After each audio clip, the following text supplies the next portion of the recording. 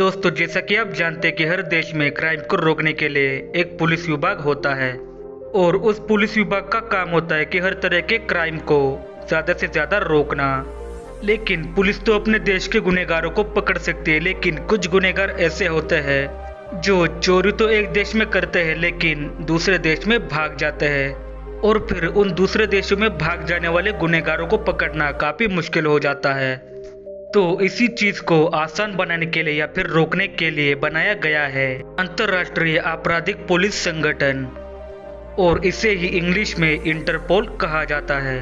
और आपको बता दें कि इस संगठन की शुरुआत 7 दिसंबर 1923 को हुई थी, लेकिन तब इसका नाम कुछ और था और साल 1956 में इसका नाम बदलकर इंटरपोल कर दिया गया था।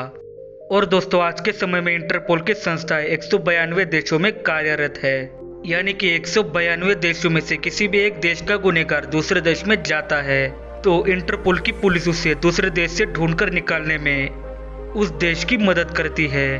दोस्तों, इंटरपोल का पहला मुख्यालय वर्ष 2023 में ऑस्ट्रेलिया के वियना में स्टार्ट हुआ था, लेकिन इसे हटाकर बाद में 1989 में फ्रांस के लियोल में फिर से बनाया गया।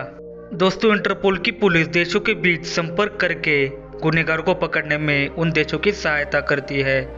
दरअसल इंटरपोल की शुरुआत सबसे पहले तब शुरू की गई थी जब दूसरा विश्व युद्ध खत्म होने के बाद अपराधियों की संख्या यूरोप में काफी बढ़ गई थी और उनमें से बहुत सारे अपराधी अपना देश छोड़कर गुनाह करके दूसरे देश में चले जाते थे।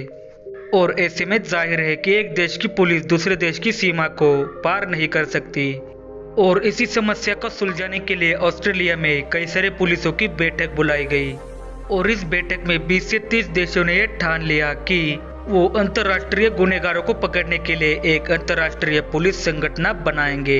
अगर हम बात करें कि इंडिया इंटरपोल का सदस्य कब बना था, तो 1938 में भारत इंटरपोल का सदस्य बना था। इंटरपोल के द्वारा गुनहगारों को पकड़ने के लिए उन्हें नोटिस भेजे जाते हैं। इनमें से अगर हम बात करें लाल नोटिस की, तो ये गिरफ्तारी और प्रत्यार्पण के लिए भेजा जाता है। पीले रंग का नोटिस गुमशुदा अपराधी की सूचना देने के लिए जारी किया जाता है। नीले रंग का नोटिस अगर किसी अपराधी की अधिक जानकारी जाननी हो या फिर लेनी हो या जानकारी देनी हो तो ये नोटिस जारी किया जाता है। काले रंग का नोटिस तब दिया जाता है जब किसी लाश की पहचान ना हो पा रही हो।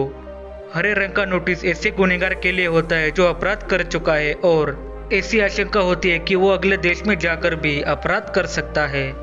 नारंगी रंग का नोटिस ऐसे व्यक्ति की सूचना देने के लिए इस्तेमाल किया जाता है जो दूसरे देशों में जाकर दंगे भड़काने की कोशिश कर रहा हो। बैंगनी नोटिस अपराध के तरीके, अपराधियों द्वारा बचने के लिए इस्तेमाल किए गए तरीकों के लिए जारी किया जाता है।